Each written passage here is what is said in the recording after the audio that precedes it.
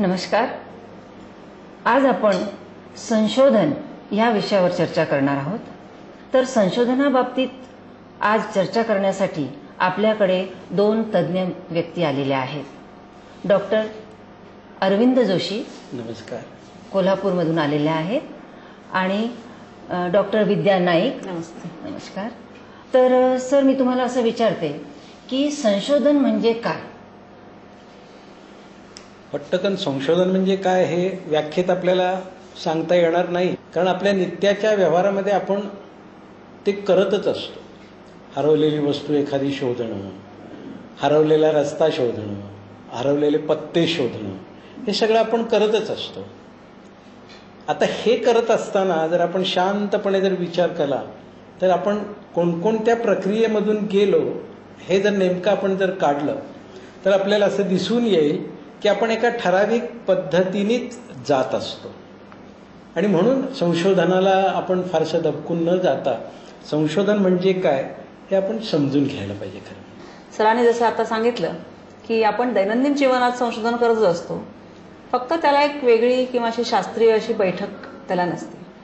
कोणत्याही पद्धतीने कसंही मनात येईल तशी प्रक्रिया न घडवता एका ठराविक साचेबंद पद्धतीने जर शास्त्रीय पद्धतीने आपण जर एखादी समस्या सोडवण्याचा प्रयत्न केला तर आपण त्याला संशोधन झालं किंवा संशोधन केलं असं आपण त्याला म्हणू शकतो. बरोबर आहे. म्हणजे शास्त्रशुद्ध पद्धतीने एखाद्या गोष्टीचं कारण मीमांसा करणे म्हणजे संशोधन होय. पण मग असं जर मला वाटलं की बा अमुक एका विषयावर संशोधन करायचं, हा विचार माझा मी कृतीत कसा आणायला पाहिजे? कुठल्या क्षेत्रात तू कार्य करतोस? प्राथमिक क्षेत्र, प्राथमिक शिक्षणामध्ये मी कार्य करतो. तिकडे तुला असे कुठले प्रश्न सतावतात? नेमकं तुला त्यातलं काय शोधून काढावं असं वाटतं की माझ्या विद्यार्थ्यांना मी कोणत्या प्रकारे शिकवलं तर अधिक चांगलं समजेल, किंवा माझे विद्यार्थी वर्गात लक्ष देत नाहीये, ते का देत नसावेत? बरोबर ना. मग आता हे विषय ठरला, मग त्याची पुढची पायरी काय काय करायला पाहिजे? एकच गोष्ट याच्यामध्ये मला सांगायची वाटते की विषय ठरला, पण त्या विषयाचं जे शब्दांकन करायचं असतं हे शब्दांकन योग्य पद्धतीने झालं पाहिजे. अच्छा. कारण जर तोपर्यंत विद्यार्थ्याचं असं केंद्रित शब्दांकन झालं नाही, फोकस्ड ज्याला असं आपण म्हणतो, तोपर्यंत विद्यार्थ्याची नेमकी समस्या त्याला समजली, नेमकं काय करणार आहे समजल्याचं म्हणता येत. म्हणजे मूळ त्याच्या ज्या व्यापक क्षेत्रातून त्याने ते समस्या विधान करणं हे अत्यंत आवश्यक असतं. आणि ती पहिली एरिया ठरली, विषय ठरला, एरिया आणि त्याच्यातून मग त्यांनी समस्या विधान तयार करणं आवश्यक. आणि मग विधान, सपोज विधान पण तयार झालं, मग काय पुढे?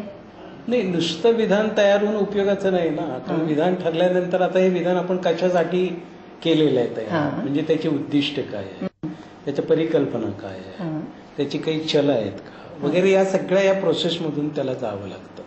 म्हणजे त्या प्रक्रियेमधून तो गेल्याशिवाय त्याला त्याची सुरुवातच करता येत नाही. दुसरं एक त्याच्यामध्ये मला असं जोडावंसं वाटेल की त्यांनी एकदा विषय ठरवला तर उद्दिष्ट ठरवण्याच्या आधी सुद्धा त्यांनी त्या क्षेत्रामध्ये कोणी संशोधन पूर्वी केलेलं आहे याचा जरासा आढावा घेणं आवश्यक असतं. की माझ्यासारखी समस्या आणखीन कोणाकोणाला भेडसावली, त्यांनी काय केलं, कसं केलं, त्यांना काय उत्तरं मिळाली. म्हणजे याचा अर्थ असा की ही सगळी माहिती घेण्यासाठी त्याला वाचन करावं लागतं, संबंधित साहित्याचा आढावा घेणं आवश्यक असतं. ते झाल्यानंतर त्याला आपली समस्या त्या संदर्भ साहित्याच्या त्या आढाव्याच्या संदर्भात नेमकी कशी बसवता येते, आणि त्या संबंध तुम्ही मगाशी विचारलं होतं महत्व किंवा त्याला रेलेव्हन्स जो आहे तो रेलेव्हन्स त्याला त्याच्या संदर्भात स्पष्ट करावा लागतो. त्याच्यानंतर तो त्याची उद्दिष्ट ठरवतो की मी नेमकं या संशोधनामधनं काय करणार आहे, मला काय शोधायचंय, कशावर उपाययोजना सुचवायची आहे, कशाची परिणामकारकता बघायची आहे, किंवा कुठल्या दोन चलांमधला संबंध मला बघायचा आहे. ही उद्दिष्ट निश्चित झाली की मग तो चल शोधण्याचा प्रयत्न करतो. म्हणजे आता संशोधनच जिथे एखादी नवीन गोष्ट आहे तिथे या इतक्या सगळ्या गोष्टीसाठी त्यांनी म्हणजे वाचन तर करायला पाहिजे जसं तुम्ही सांगितलं, पण मग तो स्वतंत्रपणे करू शकेल का? मार्गदर्शकाची तर आवश्यकता असतेच, पण विद्यार्थ्यांनी स्वयंप्रेरित होणंही तेवढंच आवश्यक आहे. नुसतं मार्गदर्शकाकडे जाऊन आपलं काम होईल किंवा मार्गदर्शक सांगतील तेच मी करीन आणि माझं संशोधन आपोआप घडेल असं काही नसतं. त्यामुळे विद्यार्थी स्वयंप्रेरित असणं आणि मग तो मार्गदर्शकाकडे जाणं ही त्यातली लॉजिकल गोष्ट असं आपण म्हणू शकतो. बरोबर. आता मार्गदर्शकाकडे गेल्यानंतर मार्गदर्शक त्याला त्याचा आराखडा करायला सांगतात, किंवा या संशोधन तू कसं काय करणार आहेस. मग त्या आराखड्याच्या ठराविक पायऱ्या असतात. सुरुवातीला तुमचं समस्या विधान येतं, नंतर संबंधित साहित्याचा आढावा येतो, त्याच्या पुढे या संशोधनात आपण काय बघणार आहोत ती उद्दिष्ट येतात, कोणत्या चलांचा अभ्यास करणार आहोत ते चलांची नावं द्यायला लागतात, स्वाश्रयी आणि आश्रयी चल कुठले. या चलांचा एकदा अभ्यास झाल्यानंतर त्यातनं गृहीतकं आपली कुठली आहेत, परिकल्पना कोणत्या आहेत, मी कोणत्या पद्धतीने संशोधन करणार आहे, ज्ञादर्श कसा निवडणार आहे, साहित्य कोणतं वापरणार आहे, म्हणजे सामग्री गोळा करायला मी कोणत्या पद्धती वापरणार आहे. आणि एवढं सर्व झाल्यानंतर जी आपल्याला सामग्री मिळते, म्हणजे आपण डेटा असं म्हणतो, ही सामग्री मिळाल्यानंतर त्या सामग्रीचं मी संकलन कसं करणार, त्याचं विश्लेषण कसं करणार आहे, याचं कुठेतरी एक पूर्व नियोजन लागतं. आणि याला आपण आराखडा असं म्हणतो. मग हे आराखडा करणे आवश्यक असतं का? आराखडा तर करणं आवश्यकच आहे. आराखड्याशिवाय कुठलीच गोष्ट होऊ शकणार नाही, कारण ते पूर्व नियोजन आहे. आपण प्रत्येक गोष्टीला नियोजन तर करतोच. नियोजनाशिवाय कुठल्याच गोष्टीची सिद्धी होऊ शकणार नाही. म्हणजे संशोधनाचा पहिला टप्पा आराखडा तयार करणे. मग आराखडा तयार झाल्यानंतर पुढे काय करायचं त्यांनी? कारण आराखडा म्हणजे ब्लू प्रिंट, हे आपण कसं करणार आहोत. एखाद्या इमारतीचा जसा आराखडा करतो आणि त्याप्रमाणे त्या प्रकारे आपण संपूर्ण बांधकाम करतो, तेव्हा त्या इमारतीला काहीतरी आधार राहतो. तसंच संपूर्ण संशोधनाचा जर पाया चांगला असेल तर आराखडा करणं अत्यंत आवश्यक असतं. की संशोधन एखाद्या चांगल्या विचारांवरती, चांगलं म्हणजे योग्य अशा वाचनावरती किंवा योग्य प्रकारची चलं निवडणं, त्यांचं प्लॅनिंग करणं, किंवा कुठलं निवडणार आहोत, कोणत्या चलातला संबंध आपल्याला बघायचा आहे, हे त्याचा आराखडा करणं तर अत्यंत आवश्यक असतं. जसं तुम्ही सांगितलं की संशोधनासाठी आधी आराखडा तयार करणे, मग विषय निश्चित करणे, त्यानंतर उद्दिष्ट ठरवणे, वाचन करणे, हे सगळे टप्पे झाले. आता याच्या पुढे मग काय करायचं त्यांनी? मार्गदर्शकाची भूमिका थोडी स्पष्ट कराल का? मार्गदर्शक हा निश्चितपणा आणत असतो सगळ्या गोष्टीमध्ये. म्हणजे ते आराखडा तयार केला, शीर्षक तयार झालं, उद्दिष्ट तयार केली, पण त्याला निश्चिती आली किंवा नाही हे मार्गदर्शकच सांगू शकतो त्याला. किंवा त्याचं जे शीर्षक आहे त्या शीर्षकाच्या अनुषंगानं त्याची उद्दिष्ट आहेत किंवा नाही. उद्दिष्टाची मांडणी सुद्धा उद्दिष्टाच्या शब्दांमध्ये कशी मांडली जाते हे सुद्धा मार्गदर्शकच सांगतो. आपण म्हणतो की गुरु गोविंद दो खडे का केला गु पाव, आणि मग त्याच्यामध्ये तर तो म्हणतो की मग परमेश्वराला मी बाजूला ठेवून पण गुरुचे पाय अगोदर धरे. तेव्हा गुरुची ही आवश्यकता असतेच आपल्याला. म्हणजे त्यानं ती निश्चिती येते त्याच्यामध्ये. आता यांनी जसं सांगितलं ना की आपण काय बोलणार आहोत हे निश्चितपणे आपण मांडून ठेवा. आणि हे आमचे अनुभव आहे की मग बऱ्याच वेळेला असं होतं की विद्यार्थी बराच विसरून जातो. मार्गदर्शकाबरोबर सहज गप्पा मारायला गेलो म्हणून आपण जाऊ नये. म्हणजे नाही गेलात आणि गेलात हे दोन्ही सारखंच असतं. म्हणून आपल्याला नेमकं काय बोलायचं आहे त्यांच्याशी ते लिहावं. हे जसं तसं सुरुवात केल्यापासून शेवटपर्यंत मी काय काय केलं संशोधक म्हणून याची नोंद त्यांनी कुठेतरी ठेवावी. तर नोंदी ठेवायच्या या संशोधनाचं एक महत्व म्हणून ठेवायच्या. ह्याचा उपयोग आणखीन आपल्याला पुढे जेव्हा अहवाल लिहायला लागतो तेव्हाही करता येतो. किंवा अहवालाचं किंवा अहवालामध्ये आपल्या शाळेमध्ये केव्हा गेलो वेळापत्रक द्यायला लागतं की ह्या वर्गाला मी किती वेळ शिकवलं, त्या दुसऱ्या वर्गाला किती वेळ शिकवलं. म्हणजे सगळ्या नोंदींचा उपयोग अहवाल लेखनासाठी सुद्धा होऊ शकतो. आता तुमच्या दोघांच्या बोलण्यातून चलांचा असा काहीतरी उल्लेख तुम्ही केलेला आहे की चलं ठरवायची असतात आणि मग प्रायोगिक पद्धती वगैरे असं काहीतरी. तर ही चले आणि पद्धती आणि साधनं यांचा काही संबंध आहे का? सर्वसामान्यपणे संशोधनाच्या आपण 3 पद्धती मानतो. एक तर ऐतिहासिक पद्धत, वर्णनात्मक पद्धत आणि तिसरी प्रायोगिक पद्धत. ज्यावेळेला आपण एखादी घटना घडून गेलेली असते किंवा एखाद्या संस्थेचा अभ्यास करतो की तिची घटना पूर्व कालात होऊन गेलेली आहे, पूर्वी होऊन गेलेली आहे, त्यावेळेला आपण त्या संशोधनाला ऐतिहासिक संशोधन असं म्हणतो. वर्तमान परिस्थितीमध्ये एखाद्या गोष्टीची स्थिती कशी आहे, सद्यस्थिती कशी आहे, त्याच्यावर काय उपाययोजना करणं आवश्यक आहे, अशा तऱ्हेची संशोधनं आहेत ही वर्तमानकालीन स्वरूपाची आणि त्याला वर्णनात्मक म्हणतात. आणि तिसरा जो प्रकार आहे हा मी अमुक एक केलं तर त्याचा काय परिणाम होईल, विद्यार्थ्यांना असं शिकवलं तर त्यांच्या संपादनामध्ये किती वाढ होईल, किंवा 2 वेगळ्या गटांना 2 प्रकारचे ट्रीटमेंट्स दिल्या, उपाययोजना केल्या तर त्यांचे परिणाम काय होतील, असा तुलनात्मक जेव्हा अभ्यास करतो त्यावेळेला आपण बरेचदा प्रायोगिक पद्धतीचा वापर करतो. त्यामुळे ढोबळ मनाने ह्या 3 पद्धती आपण संशोधनामध्ये वापरतो. आणि ह्या तिन्हीसाठी संशोधनाची साधनं तर आपल्याला वापरायला पाहिजेत. त्याच्याशिवाय माहिती संकलन होणार नाही. माहिती संकलन करण्याचे विविध प्रकार आहेत, त्याला आपण साधन असं म्हणतो. पहिलं आहे ते म्हणजे प्रश्नावली. नंतर आपण मुलाखतीद्वारे सुद्धा माहिती मिळवू शकतो किंवा निरीक्षणाद्वारे माहिती मिळवू शकतो. आता अशी वेगवेगळी तंत्र वापरली, प्रक्षेपणार्थ तंत्र पण असतात ज्याला प्रोजेक्टिव्ह टेक्निक्स म्हणतात, त्यातूनही माहिती मिळू शकते. किंवा जुने डॉक्युमेंट जे असतात त्याचं analysis, document analysis, content analysis, ह्याच्यावरूनही आपल्याला माहिती मिळू शकते. माहिती मिळवण्याची साधनंही अनेक आहेत. तुमच्या संशोधनाला कोणते योग्य आहे ते वापरणं आवश्यक आहे. दुसरं असतं की एखाद्या संशोधनाकरता आपल्याला 2 किंवा 3 प्रकारे माहिती मिळवता येते. तर जेवढ्या जास्त प्रकारे माहिती मिळवता येईल तेवढं ते चांगलं, म्हणजे ती माहिती पूरक ठरते. ठराविक विषयाला ठराविक पद्धतीत उपयोग येते असं आम्ही म्हणतो. म्हणजे संशोधका तो मार्गदर्शकाच्या जवळ जाऊन ज्यावेळेला समोर उभं राहतो त्यावेळेला तो म्हणतो नाही मला हे संशोधन करायचं आहे पण मला प्रायोगिक पद्धतीनं करायचं आहे. आता प्रायोगिक पद्धतीनं जर करायचं असेल तर ते एका ठराविक साच्यामधलं जर असलं ना तरच ते प्रायोगिक पद्धतीनं करता येतं. समजा एखादा सर्वे नॉर्मेटिव्ह आहे आणि तो त्याला प्रायोगिक पद्धतीनं करायचा असेल तर ते नाही करता येत त्याला. मग त्याला ते समजावून सांगावं लागतं की बाबा रे तुझा विषय तसा नाही आहे. म्हणजे मग परत विषयाकडे आपल्याला जायला लागतं. किंवा तुला आता प्रायोगिक तू अगोदर काय ठरवणार आहेस, पद्धती ठरवणार आहेस का विषय ठरवणार आहेस. खरं म्हणजे कसं आहे की एकदा विषय तुमचा ठरला ना की त्याच्या अनुषंगानं पद्धत ठरते आणि मग त्या पद्धतीनुसार करावं. अशी सरमिसळ करू नये. आहे आपल्याकडे अशी सरमिसळ सुद्धा संशोधन आपल्याला करता येतं. म्हणजे थोडंसं प्रायोगिकी घेता येतं, थोडंसं सर्वे नॉर्मेटिव्ह सुद्धा करता येतं. आहेत आपल्याकडे पद्धती, नाही तशातली गोष्ट नाही आहे. पण ते पूर्व नियोजनानं ठरवायला पाहिजे की इथंपर्यंत मी हे करणार आणि इथंपासून मी हे करणार. म्हणजे सर्वसाधारणपणे आधी विषय ठरवून घ्यायचा आणि त्यानंतर पद्धतीचा विचार करायचा. जसं आपला विषय आधी ठरतो, समस्या विधान, त्याच्यानंतर त्याच्यातनं येणारं लॉजिकल, तार्किक म्हणजे पहिली उद्दिष्ट. एकदा उद्दिष्ट ठरली की आपल्याला नेमकं काय करायचं कळतं. मग त्याच्या संदर्भात आपण वाचन जेव्हा करतो त्यावेळेला पूर्वीच्या संशोधकांनी कोणत्या कोणत्या विषयावर कोणकोणत्या चलांचा अभ्यास करून हा विषय हाताळलेला आहे हे कळलं की आपल्याला त्यातली चलं मिळतात. आता साधारणपणे तुम्हाला 4 किंवा 5 चलं जर त्या संशोधनातून मिळाली, म्हणजे पूर्वीच्या अभ्यासातून मिळाली, त्यातली आपण नेमकी कोणती चलं घेणार आहोत. एकतर मुळात आपल्या समस्या विधानातनच आपल्याला आपली स्वतःची आश्रित आणि स्वाश्रित चलं मिळतात. आणि शिवाय ह्याच्या व्यतिरिक्त जी आपण सहचलं घेणार असतो ती सहचलं आपल्याला बरेचदा आपल्या रिलेटेड लिटरेचरमधनं किंवा त्या संशोधनाच्या आढाव्यातनं मिळतात.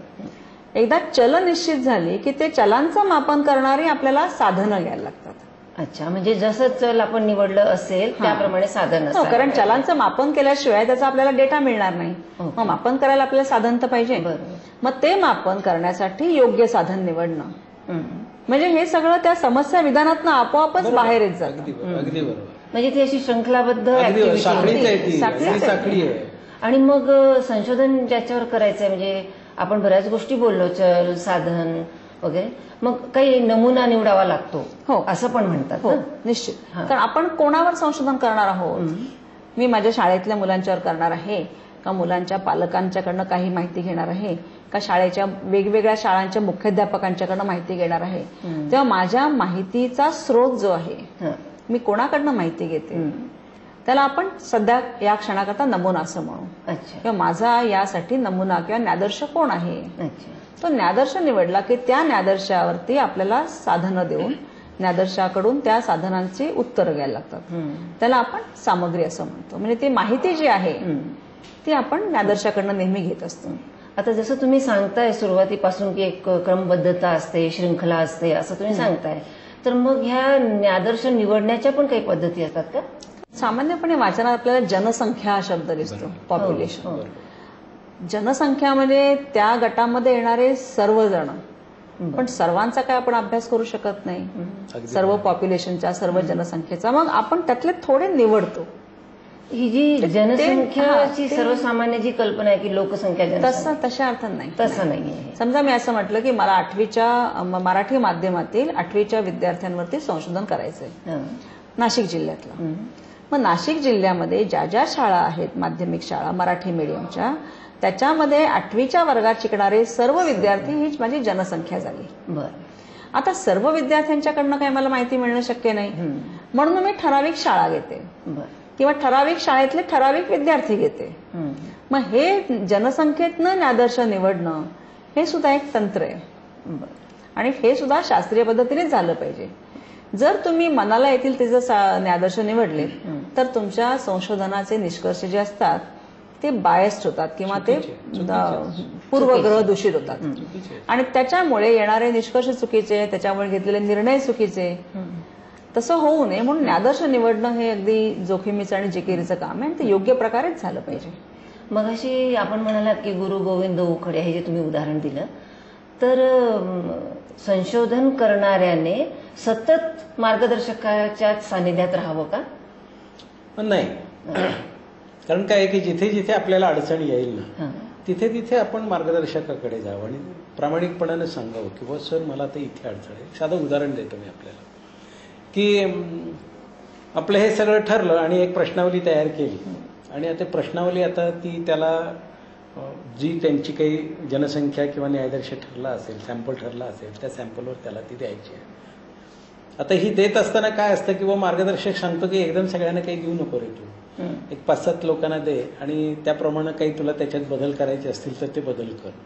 ते त्याच्या लक्षात येत नाही आणि ते करून टाकतो आणि नंतर ज्यावेळेस त्याच्याकडे सगळा डेटा येतो त्यावेळेस त्याच्या लक्षामध्ये येतं की ह्याच्यातले काही प्रश्न जे आहेत ते आपले चुकीचेच आहेत. हे का होतं तर तो त्या मार्गदर्शकाच्या समोर जाऊन बसत नाही. त्याने ते बघायला पाहिजे ना की हे प्रश्न कसे आहेत. पण प्रश्न म्हणजे सुद्धा असे यांनी विचारलेत वगैरे अशातली गोष्ट नाही की प्रत्येक प्रश्न विचारत असताना माझं उद्दिष्ट काय आहे नेमकं, त्या उद्दिष्टाच्या अनुषंगाने मी तो प्रश्न विचारलाय किंवा नाही याची जोपर्यंत तो तर्कसंगत अशी बांधणी करत नाही तोपर्यंत त्यांनी ते करायचंच नाहीये. म्हणून तिथे मार्गदर्शक पाहिजे. जिथे शंका येईल तिथे त्यांच्या समोर जाऊन उभं राहायचं म्हणजे मग आपले प्रश्न जे आहेत ते सुटतात. पण आपण जे म्हणालो की संशोधन हे पद्धतशीरपणे व्हायला पाहिजे, तर मॅडम तुम्ही मला असे टप्पे सांगू शकतात का की या वेळेला भेटलं पाहिजे, या वेळेला भेटलं पाहिजे मार्गदर्शकाला, असं सांगू शकाल का? मुळात समस्या विधान करणं आवश्यक आहे. त्याच्यानंतर तुम्ही मार्गदर्शक तुम्हाला म्हणतात की ठीक आहे आता ह्याच्यावरती वाचन करू नये. आपल्या वाचनातनं आपल्याला काय मिळालं ह्याचा सारांश एकदा आपण मार्गदर्शकाशी जाऊन डिस्कस करण्याची आवश्यकता आहे. त्याच्यानंतर उद्दिष्ट कशी लिहावीत हे विद्यार्थ्यांनी जरी आपण स्वतःहून वाचलं मार्गदर्शक पुस्तिकेतनं किंवा असे आणि लिहून दिल्यानंतर ती करेक्शनसाठी जायला पाहिजे. कारण त्याच्यात काही संदिग्धता आहे का, नेमकं हे उद्दिष्ट बरोबर आहे का, आपण कमी तर नाही ना उद्दिष्ट लिहिली किंवा कधीतरी उत्साहाच्या भरात जास्त तर नाही ना लिहिली. म्हणजे योग्यता, पूरकता किंवा हा जो भाग आहे तो सगळा त्याच्यात उद्दिष्ट एकदा झाली की नंतर मग पुन्हा साहित्य निर्मिती म्हणजे काय म्हणतो आपण त्याला साधन निर्मिती. तर साधन निर्मितीसाठी सुद्धा परत जाण्याची आवश्यकता असेल. कारण सरांनी जसं म्हटलं की पहिलं उद्दिष्ट याच्यासाठी माझ्याकडे कुठलं साधन आहे, कुठल्या साधनातले किती प्रश्न आहेत, चल एक असेल त्या चलामधलं ते प्रथम उद्दिष्ट आणि त्याचे प्रश्न ह्या तिघांची तो ट्रायंगल बरोबर झाला पाहिजे. हे त्याला मार्गदर्शकाकडनंच मिळू शकतं की जेव्हा तुम्ही साधन निर्माण करता त्या साधन निर्माण करताना त्याची रिलायबिलिटी आणि व्हॅलिडिटी काढणं आवश्यक असतं. म्हणजे आपण निर्माण केलेलं साधन हे योग्य आहे ना त्याची खात्री करून घेणं आवश्यक असतं. त्याच्याकरता पायलट टेस्टिंग करायला लागतं काही किंवा वेगवेगळ्या तज्ज्ञांकडे जाऊन त्याची तपासणी करून घ्यायला लागते. ते झाल्यानंतर मग विद्यार्थी स्वतंत्रपणे आपली माहिती गोळा करू शकतो. माहिती गोळा केल्यानंतर स्कोरिंगही करू शकतो स्वतःचं. पण नंतर मात्र त्याला पुन्हा मार्गदर्शकाकडे जायला लागतं. हे जे पायलट टेस्टिंग म्हणालात तुम्ही ह्याचा काय नेमका अर्थ?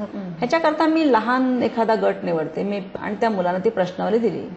त्यांना ती सोडवताना काही अडचण येत नाहीये ना, किंवा त्यांना एखादा शब्द समजत नाहीये का, किंवा त्यातनं पुरेशी माहिती माझ्या उद्दिष्टांसाठी मिळते की नाही, अशासाठी एक छोटंसं ज्याला सॅम्पल टेस्टिंग म्हणतो आपण त्याला पायलट टेस्ट असं म्हणतो. पायलट टेस्टिंग म्हणजे हा दुवा आहे बरं का. म्हणजे प्रत्यक्षात जाऊन ते आपण संबंध काम करण्या अगोदर आपल्याला जर काही सुधारणा करायची असतील तर त्या आपल्याला याच्यातून इथे करता येतात. मग आता हे साधन निर्माण करून साहित्य सामग्री गोळा केली, मग त्याचं विश्लेषण केलं आणि मग विश्लेषण करून मग विद्यार्थ्यांनी त्या संशोधकाने काय करायला पाहिजे? मग त्याच्या पुढे अहवाल लेखनाचा अहवाल लेखन. अहवाल तर लिहायला पाहिजे, विश्लेषण केलं, त्याच्यावर निष्कर्ष काढले की मग अहवाल लेखनाची प्रक्रिया सुरू होते. आणि अहवाल लेखनाच्या वेळेला मार्गदर्शकाची भूमिका काय राहील? मार्गदर्शक अहवाल लेखनाचे पायऱ्या आणि त्याला चॅप्टरायझेशन जे आपण म्हणतो, प्रकरण योजना, ती सांगितली की विद्यार्थी प्रकरण लिहून मार्गदर्शकाकडे तपासायला जातात आणि ते योग्य आहे अयोग्य आहे त्याच्यातनं बरोबर संशोधनाचीच भाषा वापरली जाते ना, कारण ती भाषा अशी एक तांत्रिक पद्धतीची असते आणि ती तशीच भाषा यायला हवी असते. मग त्याचा वापर झालाय की नाही, का त्यातनं काही संदिग्धता आहे किंवा एखादी गोष्ट राहिली नाही ना, त्याच्यामुळे चॅप्टर तपासण्यासाठी पुन्हा मार्गदर्शकाची मदत लागतेच तशी. अहवाल लेखनामध्ये कसं आहे की अंतर्गत सुसंगता एका प्रकरणातून दुसऱ्या प्रकरणात, दुसऱ्यातून तिसऱ्यात, तिसऱ्यातून चौथ्यात अशी ती सुसंगत लागते. मग ते सादर कसं करायचं असा माझ्या मनात प्रश्न होता. सादर म्हणजे काय आहे की काही विद्यापीठामध्ये अशी सोय आहे की तुम्ही जे काही तयार केलेलं आहे ना ते तुम्हाला अगोदर प्रेझेंट करायला लावतात. बरं. आणि मग त्याचं लिखित स्वरूप ते तुमच्याकडून सबमिट करून घेतात, म्हणजे सादर करून घेतात. काही विद्यापीठामध्ये ते डायरेक्टच तुमचं जे लिखित स्वरूप जे असेल ते सादर करायचं. सादर करायचं म्हणजे ते जे काही लिखित स्वरूप असेल ते त्यांच्याकडे सुपूर्द करायचं. त्याचे सुद्धा नियम आहे. म्हणजे त्याचं बाइंडिंग कसं असायला पाहिजे, आतले पेपर कोणता वापरायचा, त्यानंतर टाईप कोणता वापरायचा, त्यानंतर खाली वर आजूला बाजूला किती जागा सोडायची, इतकं ते साचेबद्ध आणि काटेकोरपणाने आपल्याला ते करावं लागतं. आणि असं केलं ना तरच ते तुमच्या त्या सादरीकरणाच्या पातळीवर आलं. म्हणजे ह्याच्यामध्ये कसं आहे की ते इंटरनल टेक्स्ट जे असेल ते तर आहेच महत्वाचं, पण या गोष्टी सुद्धा तितक्याच महत्वाच्या आहेत. एक तर तिथे सर्टिफिकेट असतं की जे ह्या विद्यार्थ्यांनी केलेलं अमुक अमुक विषयावरचं काम संपूर्णपणे विद्यार्थ्यांनी स्वतः केलेलं आहे आणि ते माझ्या मार्गदर्शनाखाली केलेलं असून ते परीक्षणार्थ आहे की ते परीक्षेला सबमिट करायला हरकत नाही माझी, त्या दर्जाचं काम आहे असं सर्टिफिकेट गाईड देत असतो. ते विद्यार्थ्यांनी सुद्धा एक प्रतिज्ञा लिहून द्यायची असते, प्रतिज्ञापूर्वक, की हे कार्य मी दुसऱ्या कुठल्याही विद्यापीठाला कुठल्याही परीक्षेला पूर्वी सादर केलेलं नाही. बघितलं, संशोधन हे पद्धतशीरपणे टप्प्याटप्प्याने मार्गदर्शकाच्या मार्गदर्शनाखाली आणि काटेकोरपणे त्याचं बरोबर विचारपूर्वक असं करण्याची ही कृती आहे. मग ते कृती संशोधन असो किंवा ते इथल्या कुठल्याही प्रकारचं संशोधन असो, तर काटेकोरपणे काम करणे हे अत्यंत महत्त्वाचं आहे. यावरून संशोधनाची संकल्पनाही स्पष्ट झाली असेल आणि संशोधन कसं करायचं याचं मार्गदर्शन पण आपल्याला लाभलं असेल. त्याबद्दल विद्यापीठाच्या वतीने आणि माझ्या वतीने मी आपले आभारी आहे.